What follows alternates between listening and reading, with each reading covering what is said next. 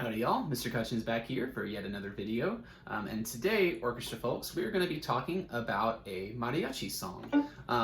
My intention before we had to start distance learning, especially for my beginners, was by the end of the year to start to introduce some of the most basic mariachi songs that you could learn on the violin, with the hope that for those of you who planned on continuing to joining the mariachi ensemble next year, you'd have a little bit of preparation ahead of time and would just kind of know, sort of what to expect. Generally speaking, there's a couple, little stylistic differences between playing classical orchestral music and playing mariachi music. They're both great. I love doing both styles, but I wanted to address specifically things that are specific to mariachi. But obviously, distance learning has thrown a little bit of a wrench into that plan, but I'm going to make do with what we have right now. So this video is meant for all of my students, and we're going to be talking about a very popular classic mariachi song, Cielito, Lindo.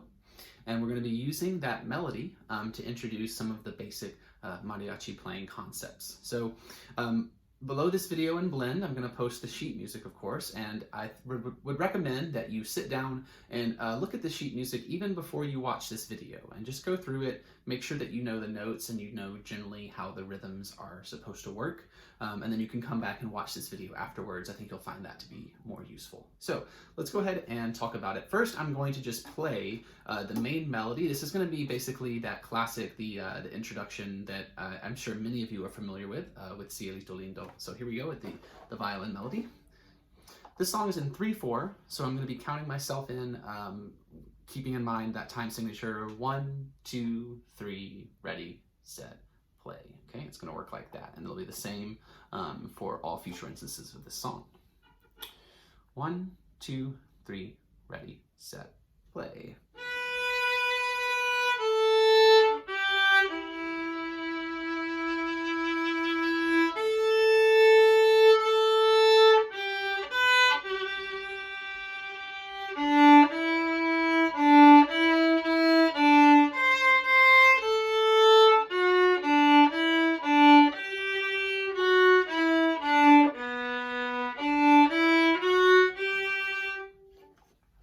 So this melody is in the key of G major, and I would highly recommend that as you're practicing it, you start a practice session for Cielito, Lindo by first playing through some variation of the G major scale.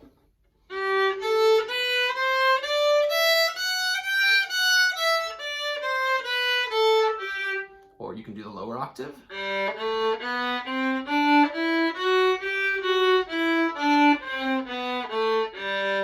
I've already talked about the G major scale in a previous video, so I won't cover those individual notes. Make sure you go back and look at that video if you're not familiar with how to play it. You can also add in the arpeggios as well, playing the first, the third, and the fifth note of the G major scale.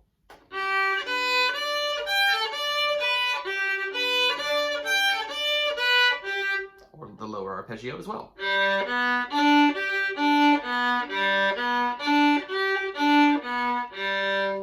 And it's always a great idea to practice in the key that the song we want to play is in, for a couple reasons. It gets our ears used to what that key sounds like, and of course it gets our fingers used to some of the notes that we're going to have to use to play that song. Since Cielito, Lindo is in the key of G major, at least the version that I've uploaded, of course there's going to be a lot of the same notes in that song that there are in the G major scale. So you're basically just doubling the amount of opportunities your fingers and your hands and everything get to practice where those notes are. And that's just going to make learning the song that much easier as we go forward. So Cielito, Lindo, this melody here is a 16-bar phrase. And I'm going to break it apart into four bar phrases. So just basically splitting it into 4 components. And then we're going to bring everything back together. This is a practice technique that I've shown you in multiple videos now, and I'm just going to keep reinforcing it because the benefits of breaking things apart in practice are just so good. So we're going to keep doing that. All right, here we are with the first 4-measure phrase for Cielito, Lindo. 1, 2, 3, ready, set, go.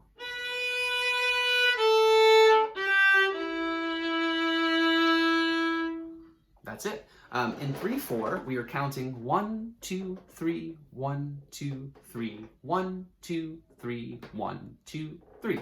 I just counted 4 measures of 3/4. So be careful. If you count to 4/4, you're going to get to the 4th measure way after it's actually happened, because there's only 3 beats in each measure. So be careful. That time signature there at the front of the music is going to tell you exactly what you should count to in each measure. So we got 3 beats to worry about. The notes are pretty simple. First finger B, open A, third finger G, first finger E.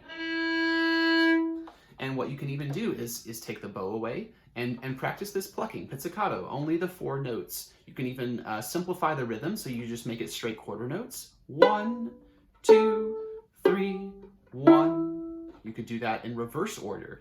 1, 2, 3.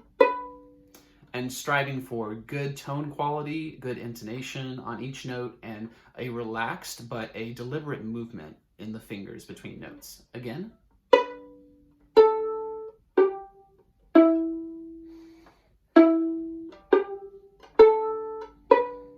Once those notes feel like you can make each one, sound mostly the same with great tone quality, then you could add back in the rhythm, still plucking. 1, 2, 3, 1, 2, 3, 1, 2, 3, ready, set. Again, one more time. 1, 2, 3, ready, set, go. 1, 2, 3, 1, 2, 3, 1, 2, 3, 1, 2, 3. That last E in particular, if you'll look at the sheet music, you'll notice that there are 2 dotted half notes that are connected by this little banana boat shape. And what that is called is a tie. If you're not familiar with that, a tie basically says, hey, take these 2 notes that you would normally play separately and connect them together, tie them together, right? What does that mean for us playing on our bowed string instruments? Well, that means that literally the bow does not stop. So usually if you saw those 2 dotted half notes, it would sound like this without a tie. You would play 1, 2, 3, change, 2, 3. You would literally change the bow direction once you got to the second note. This time, however, we don't change the bow direction at all. It's going to stay the same. 1, 2, 3, 1, 2, 3. By keeping the bow direction the same, we are essentially tying the notes together, and we're making that nice continuous sound.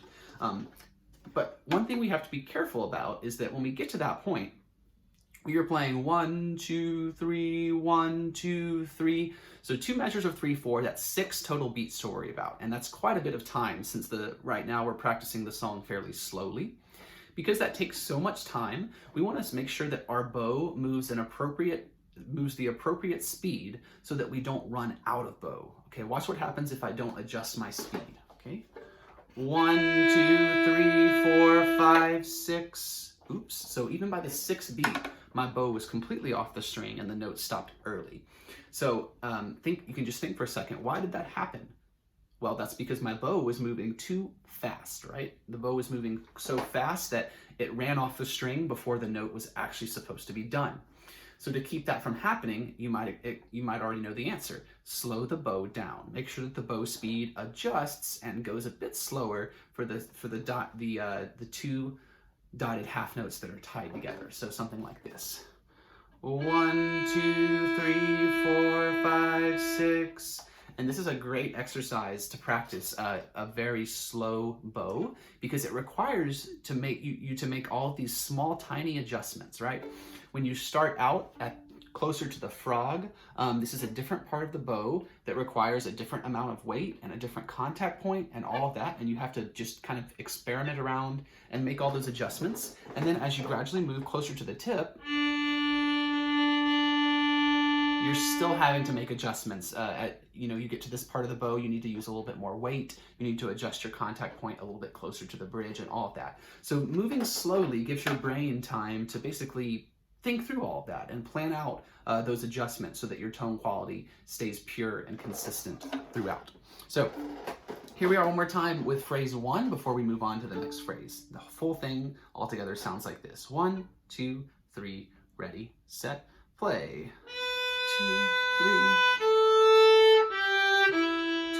3, 4, 5, 6. Okay? And one thing I didn't specify is that for that long note, the long E, that is actually an up bow. We want to make sure that we're doing a slow up bow as we move through the long E there. Okay, let's go on to measures 5 through 8. Here we go. It starts down bow again. 1, 2, 3, ready, set, go.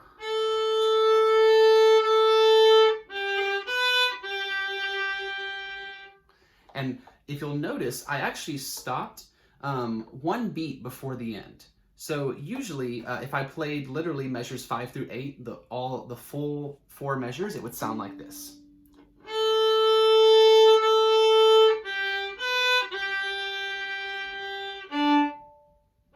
The reason why I didn't add that extra D at the end is because that D functions as a pickup note to the next phrase. So there's really no point in playing it as if it belonged to the first phrase, because it doesn't. It belongs to the next phrase that is coming, and so there's no point in including it in phrase 2. So when you're looking at the sheet music, just be aware that I'm not playing the last D until I start phrase 3, which will come here in a few minutes. So phrase 2 starts with that open A.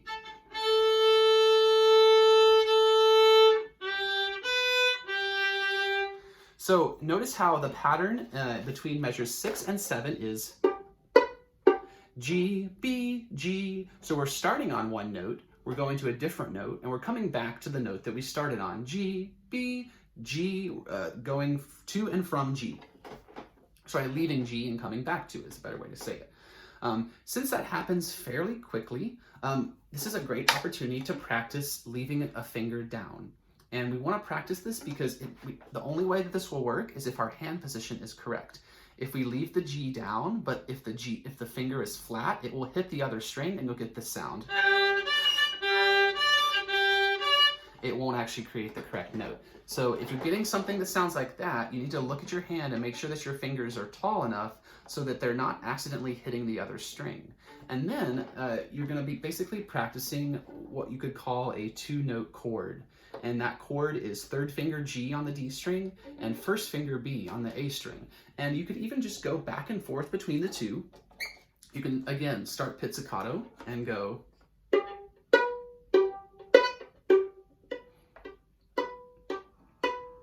I'm just going back and forth, nice and slow. And I made some tiny little adjustments to my fingers to fix the intonation. And now I'm just striving for evenness and tone and resonance. Hopefully each one of those notes rings out for about the same amount of time.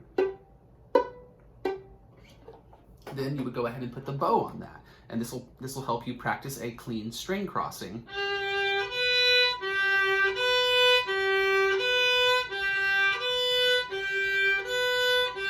Both my fingers are pushed down the whole time. Kind of sounds like an ambulance is about to come take me away. Hopefully not. So this phrase 2 here, there's a couple new things we can work on with it. Like I said, leaving the fingers down when you're just moving away from the G for a single note. And then also the string crossing there. We want to make sure that that stays nice and clean. So here we are again. This is going to be phrase 2, the whole thing. 1, 2, 3, ready, set, go. 2, 3.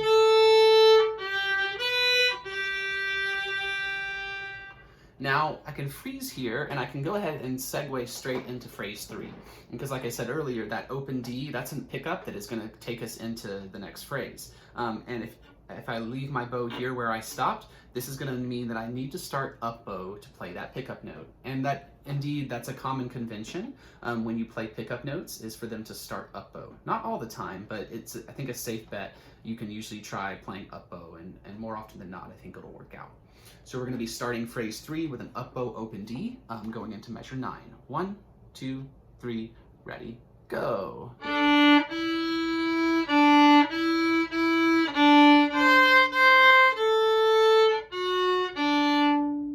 Okay, listen to that phrase one more time with the pickup. 1, 2, 3, ready, play.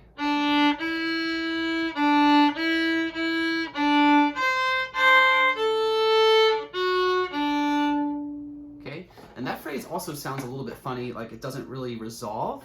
It does want to keep going into phrase 4, but we need to but the whole point of breaking it apart is not to, feel the full length of the song. It's to identify specific problems within the small sections. So in phrase 3, what are our problems? Well, we have, again, not just we have actually a couple of string crossings. So we start on the D string, cross to A, cross back to D. So 2 string crossings to worry about. And the notes, if we go slowly, we have D, E, D, E, E, D, C, C, A, F, D. Another really challenging thing here is that this phrase contains both a low 2 note and a high 2 note. Can you figure out which notes I'm talking about? Think for just a second. So look at measure 11. Measure 11, that is a C natural. We have C naturals in the key of G major, and C natural is played with low 2 on the A string. If you play high 2, you end up with C sharp, which belongs to the key of D major and not G major, so that will not be correct. Low 2, C natural. But then in measure 12, we have F sharp. F sharp is in the key of G major, but F sharp on the D string is a high 2. So you got to make sure that we play high 2 there. So low 2, C on the A string, but high 2, F sharp on the D string. So what ends up happening is what we call a diagonal movement, where you start on low 2 and you go to high 2 on a different string, or vice versa. If you started on high 2 on one string and you went to low 2 on a different string, the same motion would apply. It's diagonal because if it was both low 2, you would be skipping across just directly perpendicular to the strings. But in this case, you have to actually make an adjustment. So listen to the difference.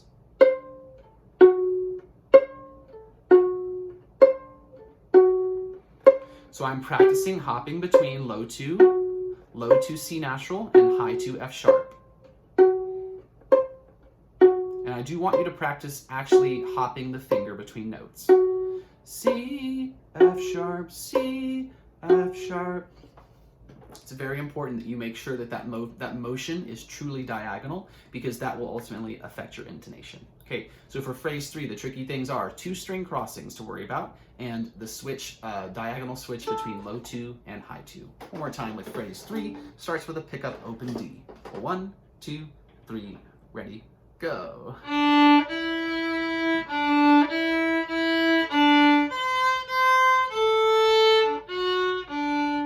And now I'm ready to go straight into phrase 4. The last phrase sounds like this. Ready, and go.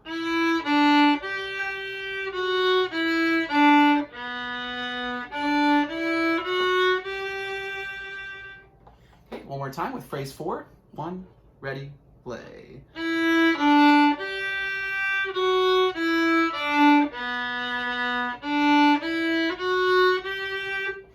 Phrase 4, for the most part, is I would say pretty standard. It's mostly all on the D string, which is nice. The one exception being that there is a high 2 B natural on the G string. And now we haven't played as many notes on the G string.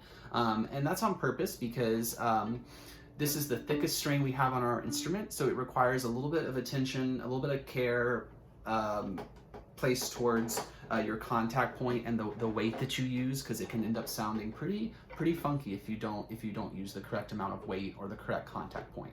But it's a good time now to introduce playing on the G string. So you can even start just with the open G string, and what you need to first do is adjust your contact point so that it is a little bit closer to the fingerboard than you might usually play. So you can see that I'm favoring the fingerboard ever so slightly. And then I'm gonna actually try and use a little bit more weight than I might use on the other strings. And that's because the G string is thicker, like I said earlier, and it can take that extra weight. And in fact, if you don't use extra weight, the string isn't really gonna vibrate as much as it should, and it's not gonna sound great. So here we go, a little bit more weight, a little bit closer to the fingerboard, and we have this sound.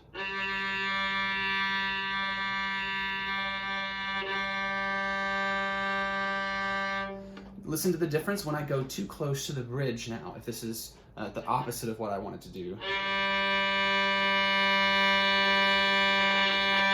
It starts to get a little rougher sound, a little bit scratchier even. And then when I don't use enough weight, listen to what happens. The sound starts to actually become wispy, and it sort of loses that deep, the warm character that we want to get with the G string. So Make sure that you're making those adjustments when you're playing, even if it's just for that one note, just for the high 2 B natural, because we don't want that one note to stick out and sound so much worse than all the other notes around it. Okay, so let's play again phrase 4, starting in measure 13. 1, 2, 3, ready, set, go.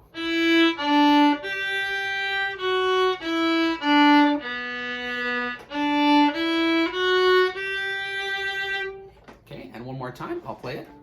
1, 2, 3, ready, set, go.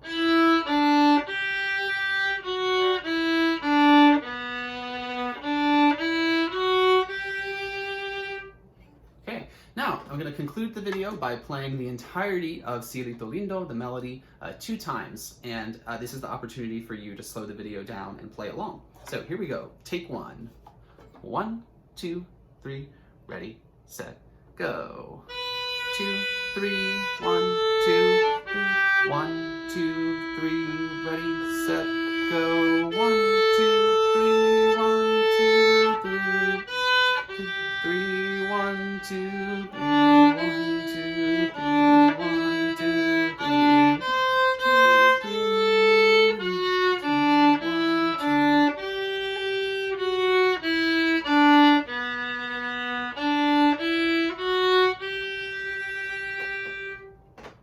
Okay, there's take 1.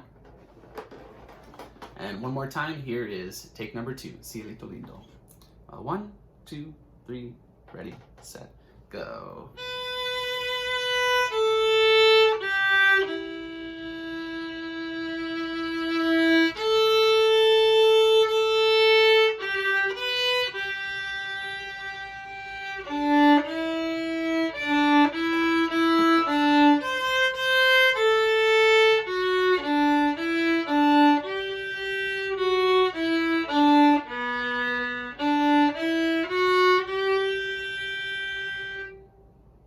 Okay, and there you have it. So I hope you found this video tutorial to be useful. Make sure again that you are watching it with the sheet music out, looking at the sheet music, looking along. Hopefully you have your instrument out at the same time so you can practice the things that I'm talking about. That's going to ultimately make you the most successful in your own practice. So make sure to send me a message on Blend or an email if you've got any questions, and come on into office hours if you'd like to stop to say hello, listen to some music, and talk through things. So this has been Mr. Cutchin. Thanks for watching, and happy practicing.